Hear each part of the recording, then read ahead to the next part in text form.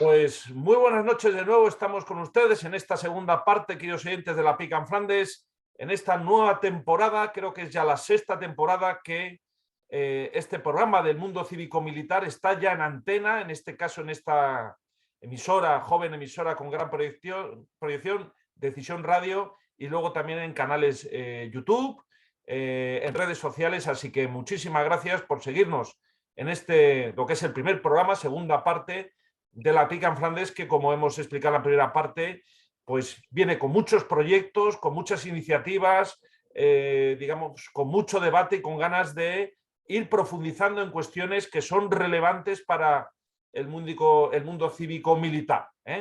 Entonces continúan con nosotros, como en la primera parte, pues personas de gran relevancia en el mundo cívico-militar, como los generales Emilio Pérez Alemán, el general Cifuentes, el general Fontenla, el coronel Collins, y también con nosotros está nuestro historiador de cabecera, don Fernando Platón. Bueno, pues como hay mucho tema también en esta segunda parte, simplemente una brevísima introducción por mi parte.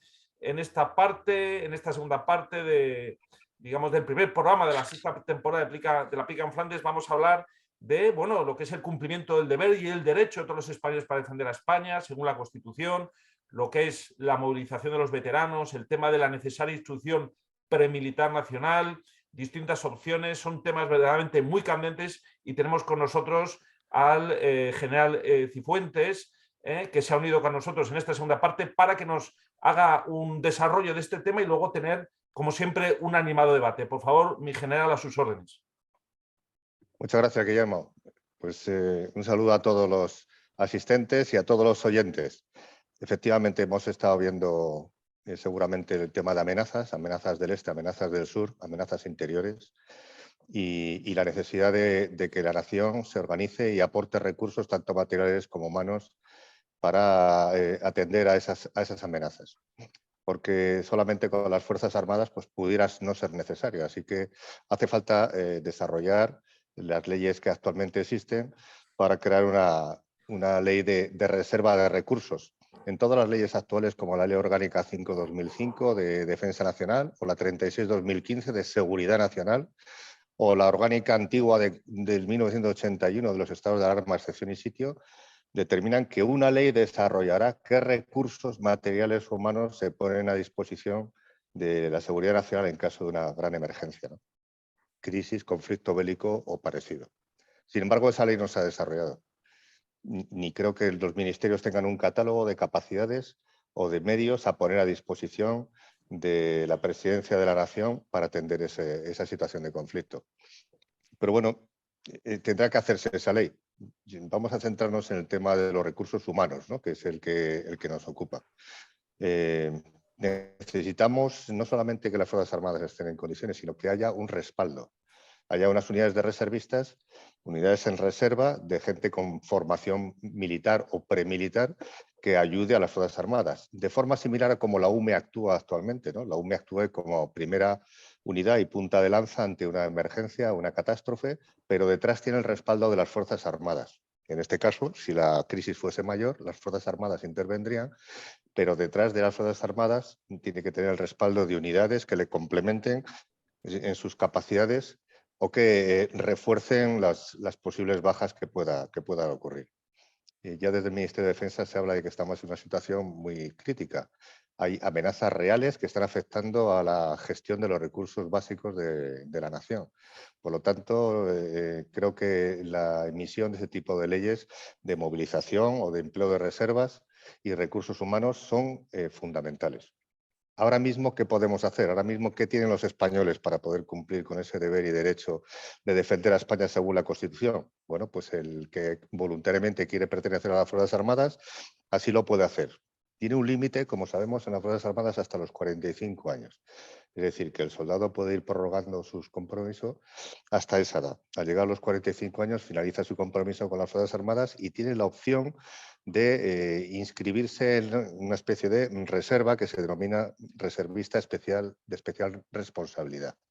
Esta figura contempla que esa persona que ha dejado las Fuerzas Armadas en activo queda a disposición del Ministerio en caso de que sea necesaria su movilización y percibiendo un subsidio por ello. Bien, esta figura pues es un poco anacrónica. Tener a alguien en su casa trabajando, haciendo otras tareas y cobrando del Estado para, en caso de que haya una movilización sin que se sepa muy bien hacia dónde o dónde tendría que dirigirse, pues tiene que ser desarrollado también. Por eso el Ministerio está intentando que estos reservistas de especial responsabilidad puedan incorporarse de nuevo a las Fuerzas Armadas, pero utilizando los puestos que quedaran libres en el personal laboral. Es decir, es un soldado que ha dejado el servicio activo, pero que con sus conocimientos y su capacitación pudiera incorporarse a las Fuerzas Armadas, cubriendo los huecos que el personal laboral va dejando cuando se jubila. Bueno, eso está todavía en desarrollo. También es verdad que estamos hablando de menos de 1000 antiguos soldados que ahora mismo están ocupando, están utilizando este recurso, ¿no? Reservista de especial responsabilidad. Bueno, también existe para los civiles, los que ya dejaron el servicio militar o han causado baja, existe la figura del reservista voluntario. Es decir, que el Ministerio de Defensa convoca anualmente aproximadamente unas 100 plazas, 150 plazas para personal civil que quiera incorporarse al ejército por un periodo corto de 30 días, 15, 30 días y aportar sus conocimientos civiles, sus conocimientos técnicos en beneficio de la institución militar. Así, por ejemplo, un periodista pues, podría solicitar ser reservista voluntario si cumple las condiciones, iría a una unidad militar y trabajaría, lógicamente, pues, en algo relacionado con su carrera de periodista, en medios de comunicación social, etcétera. Yo recuerdo en mi unidad pues, haber tenido fundamentalmente, como es una unidad paracaidista, nos interesaba mucho los médicos y las enfermeras para ayudarnos a el tema de los lanzamientos paracaidistas y las posibles lesiones que pudiera haber. Bueno, esa figura existe, pero como he dicho, es un número de plazas muy pequeño. Bueno, ¿qué más puede hacer alguien que haya dejado el servicio militar? Te puedes hacer veterano de las Fuerzas Armadas, ¿no? Y veterano de las Fuerzas Armadas, bueno, pues hay mucha gente que quiere seguir vinculado a las Fuerzas Armadas y la forma que encuentra es a través de las asociaciones de veteranos. Ahora mismo habrá en España pues, del orden de 30.000 personas inscritas en todo tipo de asociaciones de veteranos. Y creo que ese es un recurso muy, muy bueno que tendría que ser regulado, porque ahí se dispone, lógicamente hasta una determinada edad, se dispone de un personal valioso que conoce a las Fuerzas Armadas, que quiera a la nación, que quiere a España y que quiere seguir estando vinculado de alguna forma a ella, ¿no? Y luego nos queda, pues, para esas unidades de reservistas sean completas, estaría el utilizar la nueva recluta, es decir, la gente joven que necesitaría formar parte de estas unidades de reservistas de las que hablaba al principio y para ello necesita una instrucción premilitar. Y de alguna forma esto, al igual que en otros países de nuestro entorno, ya está comenzando a crearse una especie de servicio militar, servicio social, apoyo a la defensa nacional, pues España debería tomar ejemplo y empezar a pensar en crear algún tipo de instrucción premilitar para nuestra gente joven que, finalizado esa instrucción premilitar, pudiera formar parte claramente de unidades de reservistas para ayudar a las Fuerzas Armadas en los casos de las emergencias y amenazas que hemos visto. Y estas serían las formas. Hace falta ponerse a legislar, hace falta creer, y si es verdad que estamos en una situación de cierto riesgo, pues hay que movilizarse y movilizar a nuestra juventud. Evidentemente, la cultura de defensa tiene mucho que decir para que este tipo de medidas, pues, la sociedad las vea como favorables, ¿no? Bueno, pues estas son las posibilidades que tenemos. Y esta instrucción premilitar nacional creo que es muy interesante. Pero claro, ¿cómo se desarrolla? Pues, en fin, lo dejo inicialmente para el debate, luego si acaso ya intervengo. Muchas gracias, Guillermo. Muchísimas gracias, mi general, por haber introducido este importantísimo y fundamental debate, que además es un tema que se comenta mucho, efectivamente, en las asociaciones y en las hermandades de veteranos, y desde luego es un tema, desde luego, capital, y que en esta nueva temporada de la Pica en Flandes lo vamos a desarrollar, analizar, debatir y, desde luego, intentar hacer llegar a la opinión pública una cuestión que es de seguridad nacional, como bien ha dicho el general Cifuentes. Así que felicitarle, mi general, por esta introducción al debate e inmediatamente ceder la palabra al teniente general Pérez Alamán para que continúe y a la mesa en general, para que intervengan de una forma dinámica y ágil. Bueno, voy a hacer un comentario muy pesimista sobre todo lo que ha introducido el general Cifuentes, que por supuesto no puedo estar más de acuerdo, pero también es la realidad en la que nos movemos, y no digo ya ahora, sino desde que empezó la famosa transición. Esto ha ido abandonándose. Parece que aquí no va a pasar nunca nada, ¿eh? Nunca se ha estudiado ni se ha planteado estos problemas de necesidad para la defensa. Eso figura, como otras muchas cosas en nuestra Constitución, el derecho y el deber de todos los españoles de defender a España, pero luego se mete en un cajón y nos preocupamos de otras chorradas, como está haciendo este gobierno y todos los anteriores. No existe una ley de movilización, existe una ley de movilización, que es la ley 50 de 1960, con 69, 1969. Esa es la ley de movilización que yo tenga entendido, no se ha derogado y es lo único que existe, pero no sirve para nada, porque es una ley de movilización que voy a leer simplemente el preámbulo de esa ley básica, y dice que todos los recursos nacionales, cualquiera que sea su naturaleza, podrán ser movilizados para su empleo en las necesidades de defensa nacional o cuando situaciones excepcionales lo exijan. Publicado en el Boletín del Estado, oficial del Estado, de 26 de abril de 1969. Bueno, eso está perfectamente estudiado, perfectamente desarrollado, toda la parte de preparación, de ejecución, pero basada en una estructura que era la que había en aquel momento en España, es decir, una estructura de las Fuerzas Armadas con un servicio militar obligatorio, en los cuales los reemplazos, según se iban licenciando, iban quedando en unos puestos de reserva para ser movilizados por reemplazos, si era necesario, y luego había una serie de organismos, tanto las Fuerzas Armadas, en el entonces Alto Estado Mayor, como en los distintos ministerios que se involucraban en esa movilización, ministerios de todo tipo. Es más, había destinos militares en distintos ministerios como células para la movilización de los medios de cada uno de esos ministerios. Y la movilización abarcaba desde la movilización de las Fuerzas Armadas, la movilización de recursos humanos, económicos, sanitarios, medios de investigación, transportes, comunicaciones, medios de información. Es decir, todo eso estaba contemplado o está contemplado en esa ley de 1969. Pero está todo visto en los ministerios que había en aquel momento, en la estructura territorial que teníamos, en ese servicio militar obligatorio y los reemplazos correspondientes. Había unos planes de movilización de los que se hacían ejercicios. Yo he participado en más de un ejercicio de esos y ahora pues no hay nada. Como ha dicho el general Cifuentes, está todo en proyecto, ni en proyecto siquiera. Está todo pendiente de que se piense en legislar y en dar una norma para ese caso. Sobre los medios, por supuesto, ajenos al Ministerio de Defensa o a las Fuerzas Armadas más que al Ministerio, pues prácticamente no hay absolutamente nada. Las leyes de reservistas, pues lo que dice, ¿qué hacemos con 1000 hombres que se han apuntado a reservistas de especial, la reserva especial?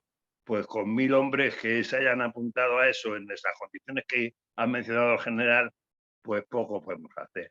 Reservistas voluntarios, pues son gente con mucha voluntad y con ganas de participar, pero ¿qué pasa? Que la estructura, no existe una normativa clara, no les dan motivos ni prácticamente oportunidades, unos pequeños días, pasarlos en una unidad que las unidades no saben porque tampoco tienen muchas instrucciones de qué hacer con ellos, los tienen allí, en fin, se visten de uniforme, los hombres se les levanta la moral, pero prácticamente pues es poco eficaz. Y así andamos con todo desde los cambios que ha habido en la ley o en el Real Decreto, en el decreto ley que suspendió, porque está suspendido, porque es una cosa que el servicio militar está todavía en la Constitución, pero se suspendió en el año 2001 y de ahí para acá, pues todos esos reemplazos que había un plan para ir movilizando según las necesidades, etcétera, etcétera, pues nada.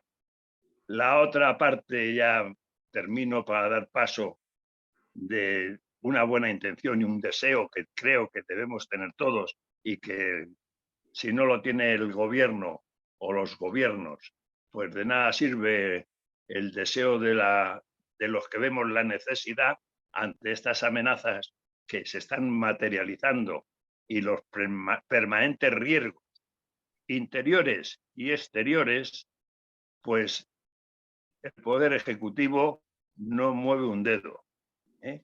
No mueve un dedo y ahí andamos. No existe ni qué medios son los que hay que movilizar, ni una normativa de cómo se hace, ni se hace planeamientos y preparación para caso necesario. No se puede esperar que nos bombardeen para empezar a pensar en movilizarnos. En fin, pesimismo ante esta situación que tenemos, y los veteranos tenemos ya una edad que echamos en falta todo eso porque hemos estudiado, hemos vivido y queremos lo mejor para la patria, pues estamos ahí dispuestos a todo hasta que nos lleven en muletas. Pero la verdad es que en la práctica no hay nada en lo que se refiere a preparación, movilización y yo creo que incluso espíritu de la población en general, porque se le ha ido borrando de su esquema vital esa necesidad de que toda nación tiene de defenderse. En fin, ahí estamos, y otro tema que dejo para más tarde o para otro día por el tiempo es lo de ese servicio militar que sirva de instrucción para tener una preparación para caso necesario, pues lo veo también con mucha dificultad. Doy paso. Muchísimas gracias, mi teniente general, por su intervención. Cedo la palabra rápidamente al general Fontenla. Adelante, mi general, por favor. Básicamente, estoy totalmente de acuerdo con lo que han dicho los dos generales que me han precedido, pero el gran enemigo de una ley de movilización es precisamente su principal ventaja. Su principal ventaja de la movilización nacional, de un servicio militar obligatorio, pues sería la cohesión nacional. Y precisamente por la cohesión nacional se suprimió el servicio militar obligatorio, porque los separatistas fueron los que impusieron, y los que no quieren, y que son ahora mismo los que mandan al gobierno, son los que no quieren que haya nada que cohesione a la nación. Y ese es el gran enemigo, y por ahí está, y por ahí van los tiros. Segundo, los reservistas voluntarios, pues lo que hacen nada más es tapar, simplemente con eso, la excusa de tapar una ley de movilización. Con eso ya parece ser que se está haciendo algo, cuando, como hacen los políticos, parece que hacen algo para no hacer nada. Porque lo importante no es que un voluntario reservista puede aportar a la nación, sino qué función puede cumplir en una movilización en caso de un conflicto. Por ejemplo, hemos dicho el ejemplo de los sanitarios y los médicos en las fuerzas paracaidistas, pero lo que hace falta es que esos sanitarios salten paracaídas, no es que no estén preparando en la zona de la instrucción para si uno se ha roto un tobillo. Hace falta que haya médicos capaces de acompañar a la fuerza saltando con ella en la zona de retaguardia del enemigo. Y eso, claro, eso no se improvisa tampoco. Necesitamos unos médicos que sepan saltar, equiparse y están acostumbrados a operar en urgencia en zonas de combate. Y eso pues no sirve lo que se está haciendo ahora mismo. Y así lo podemos decir con todo, ¿no? Lo puedo decir prácticamente con todo. Y después el tipo de relación es muy pequeño. Hemos visto Ucrania y todos los conflictos actuales empiezan de un momento a otro los bombardeos. Y para movilizar se necesita mucho tiempo. Para formar un mando, para formar un piloto, no se forma en 2 días. Un piloto necesita años. Años en la academia, formación para el avión, o instrucción de combate, etcétera. Luego la movilización tiene que estar prevista e instruida y preparada, ensayada, con mucho tiempo de anticipación. Y nada más. Muchísimas gracias, mi general, por su intervención. Cedo la palabra al coronel Collins. Adelante, mi coronel. Bueno, pues el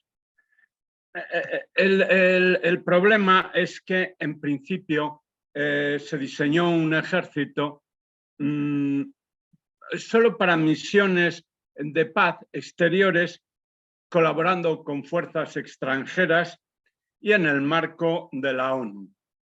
Es un poco lo de aquella disposición de la Segunda República Española, que España renuncia a la guerra.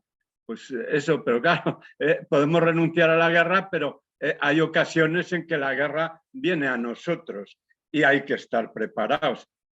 Lo contrario, pues es una irresponsabilidad absoluta. Se ha demostrado en la actual guerra de Ucrania que una de las carencias que ha tenido Rusia es que no puede movilizar. No puede movilizar porque verdaderamente tampoco lo tiene previsto. Tiene que moverse con el ejército, que se calcula en unos 200.000 hombres, bueno, 200.000 soldados, y claro, eso es poco para tratar de ocupar una nación como es Ucrania, de 40 y tantos o 50 millones de habitantes y bastante extensión territorial. Es un ejército que no tiene capacidad de ocupación y que si no logra sus objetivos al primer golpe porque el ejército contrario se deshace y se rinde, pues ya vemos los problemas que está teniendo, una guerra interminable y desde luego no cumplir sus objetivos. ¿Cuáles en otros países, cómo lo tienen organizado? Pues bueno, como estaba organizado en España en sus tiempos, en España siempre ha habido, en el siglo XVIII, los ejércitos reales, los reales ejércitos, que era la parte del ejército que, bueno, que se proyectaba afuera y tal.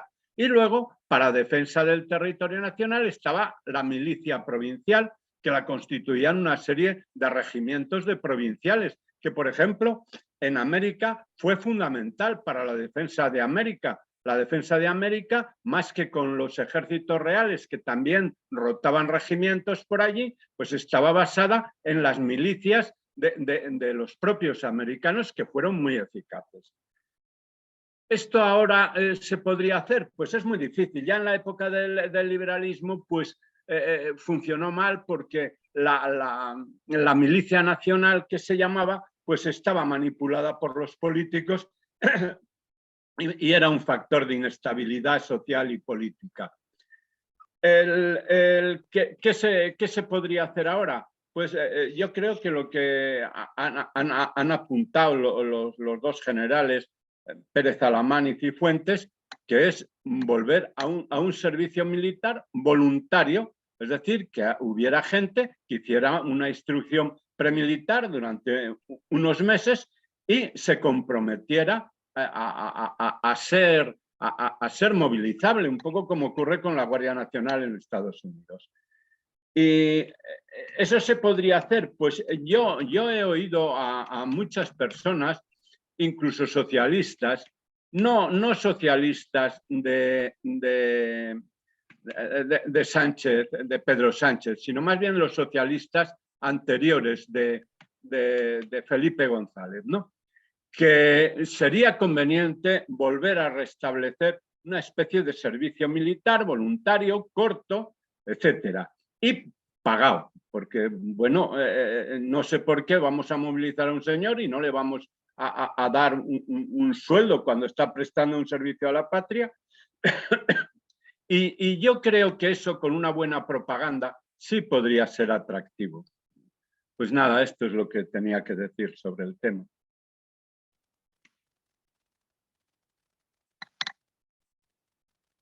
Muchísimas gracias, mi coronel, por su intervención. La verdad es que este formato de la Pica en Flandes, de intervenciones breves y con ideas fuerza, le da un aire mucho más dinámico y es una línea, desde luego, que solo los oyentes lo agradecen. Cedo la palabra rápidamente a nuestro historiador de cabecera, don Fernando Platón. Adelante, don Fernando.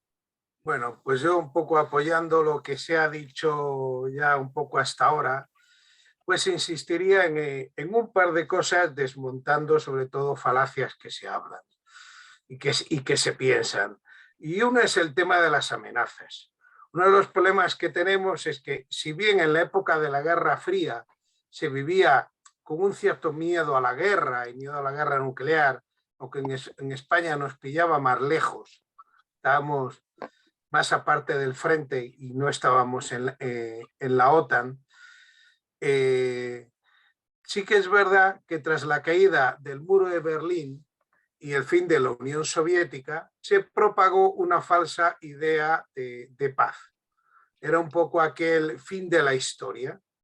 Y entonces las guerras iban a ser ya cosa del pasado y, digamos, ya no había ese gran enemigo. Y eso que ya tuvimos un importante aviso justo en esos tiempos, porque precisamente tras caer el muro estalló la guerra de Yugoslavia, que fue en nuestras mismas puertas y en la cual, digamos, en las misiones de paz participó el ejército español. Por lo tanto, no era algo tan lejano o distante. Pero bueno, seguimos engañándonos, pensábamos que ya no hacía falta tanto ejército, los presupuestos de defensa se han ido reduciendo. En muchos países se quitó el servicio militar. España fue uno más de los que los fue perdiendo y se vivía pues en un mundo feliz. Un mundo feliz del que bruscamente hemos despertado en el 2022, cuando hemos vuelto a tener otra guerra clásica de las de siempre, convencional en Europa. Un Estado invade a otro y le ocupa su territorio. Lo cual, digamos, ha pasado enormemente a lo largo de la historia y no nos engañemos, seguirá pasando en los siglos venideros. Y para eso hay que estar preparado y, como se ha demostrado y se ha dicho, cuando apareces inmediato, no te puedes preparar en ese momento, en a lo mejor las semanas que tienes de aviso. No formas a la tripulación de un carro de combate en una semana o al operador de un misil. Eso lo tienes que estar entrenando. ¿Por qué Ucrania, digamos, en cierta medida ha aguantado el embate ruso? No olvidemos que Ucrania llevaba 8 años de guerra, desde que en el 2014 tuvo la invasión de Crimea y el intento de secesión de las repúblicas del Donetsk y Lugansk. No pudo hacer nada en Crimea y en las otras provincias perdió una buena parte de su territorio. Pero claro, todos estos años ha estado formando tropas y ha tenido personas combatiendo en el frente. Y tenía ya esa mentalidad. Por tanto, las amenazas son reales y muy presentes. Y en España no tenemos que olvidarnos de una. Tenemos un vecino en el sur que ambiciona parte de nuestro territorio. Y que si antes era un vecino muy débil, se está fortaleciendo enormemente en armamento. Y además, alguien, digamos, que puede tener sus problemas internos, y ya se sabe que a veces los problemas internos se buscan resolver con un conflicto externo. Y para eso hay que estar, digamos, preparado. ¿Y cómo se está preparado? Bueno, pues, como se ha dicho, teniendo, digamos, formada a la gente para la seguridad nacional y para la defensa del territorio. Modelos yo creo que los hay, muy eficaces. Y además, como dice la Constitución, es algo en lo que debería participar todo el mundo. Habría que olvidarse de aquellos antiguos servicios militares, solo los hombres y año y medio.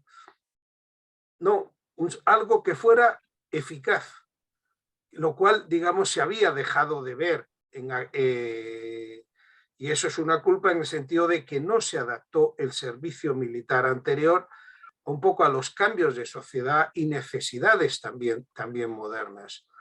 Pues si teníamos a universitarios haciendo guardias, porque el que hacía milicias, bien, se le formaba, pero al que no le teníamos a lo mejor 1 año y pico haciendo guardias. Eso generaba una enorme, digamos, rechazo social que digamos, se acabó notando. Hay unos modelos muy interesantes, como puede ser el modelo suizo. El modelo suizo, el servicio militar dura 4 meses. Y después, al año, 3 semanas de instrucción. Es decir, la gente está formada, está actualizada y sabe lo que tiene que hacer si hay una emergencia. Es decir, si pasa algo, hay una orden de movilización, yo sé dónde tengo que ir y qué voy a hacer. Otro, o por ejemplo Suecia, que lo quitó y lo ha restablecido. Allí es más largo, allí sí que es de 1 año y pico, pero también suelen ser muy eficaces y muy orientados a lo que la persona va a tener que hacer en combate. Y la falacia es pensar, como se dice, es que el servicio militar o la función de defensa lo que hace es que militariza la sociedad, es que eso fomenta la guerra. Pues vamos a ver, Suecia, que ha restablecido el servicio militar y que lo ha tenido siempre, lleva más de 200 años, exactamente 207 años de paz, cosa que digamos que es una excepción histórica. Y Suiza, que nunca ha dejado de tener servicio militar, lleva más de 150 años de paz. Por lo tanto, asociar servicio militar a guerra y no paz es una total y absoluta mentira. Y muchas veces son ejércitos profesionales, mercenarios, los que hacen las guerras, como pasa actualmente en muchos países. Bueno, ya no vuelvo a dejar la palabra a mis compañeros. Muy bien, muchísimas gracias, don Fernando. Yo simplemente, antes de ceder la palabra al general Cifuentes para que cierre, digamos, esta segunda parte, como él la ha introducido y la ha expuesto, mencionar la importancia también en los colegios, institutos y universidades de introducir asignaturas relacionadas con la defensa nacional y luego también organizar jornadas y visitas, como se hace, por ejemplo, en Estados Unidos, en Rusia y en otros países. Realmente hay que unir el mundo de la formación, sobre todo a nivel universitario y también a nivel de secundaria, bachillerato, incluso hasta de primaria, con el tema de la defensa nacional. Es decir, hay que entrar en esos ámbitos de la educación nacional que ahora mismo son coto privado de sindicatos, la mayoría antiespañoles, que lo que hacen es, en vez de inculcar ese patriotismo, pues ese espacio de luego que hay que ocuparlo. Nos quedan apenas 3 minutos, le cedo la palabra al general Cifuentes para que cierre esta segunda parte. Adelante, mi general, por favor. Muchas gracias. Bueno, me ha parecido muy interesante todas las aportaciones y además pues, poco a poco se ha ido acotando el problema. Pero quedan muchas vías abiertas. Yo te propondría, Guillermo, que siguiésemos en otro programa hablando de este tema, porque hay una relación clara entre la formación premilitar de la juventud y la cultura de defensa. O sea que ahí sería también un aspecto a explorar. Y luego el tema de los modelos. ¿Qué modelos podría ser muy interesante para nuestra nación? Que a lo mejor algún partido político lo quisiera recoger en sus programas y presentarlo. Yo creo que la situación ahora mismo en España daría para que se volviese a hablar de este tema, esa formación premilitar de nuestra juventud, alistada en unidades de reservistas que se pudiesen intervenir rápidamente, sabiendo, como decía nuestro coronel, dónde tengo que ir y qué tengo que hacer. Así que, bueno, yo propondría continuar con ese tema en alguno de los programas que hagamos. Muy bien, mi general, ese reclamo efectivamente de esos partidos políticos que incluyen en sus programas electorales cuestiones decisivas como esta, que al final suscitarán el voto de millones de españoles, como pasa, por ejemplo, en Estados Unidos y en cualquier otra nación.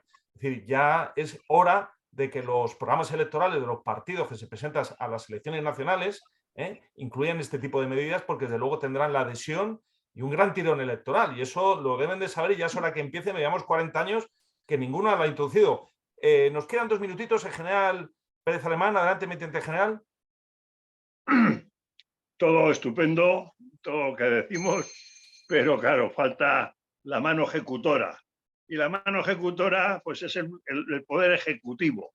Y en el Poder Ejecutivo tenemos un señor de presidencia que lo primero que dijo antes de ser presidente es que había que suprimir el Ministerio de Defensa. Con esa voluntad y la voluntad de sus socios y la voluntad del enemigo interno que tenemos, que no les interesa tener un ejército fuerte que pueda reaccionar, porque puede reaccionar contra una situación como la del 1O del año 17. Y esos son los que están gobernando y están poniendo las normas, y eso es lo que nos toca vivir. Y sin esa voluntad por parte de quien marca las normas y quien legisla, pues ya podemos tener nuestra buena voluntad, y la verdad es que de defensa todos los partidos hablan poquito, nada más.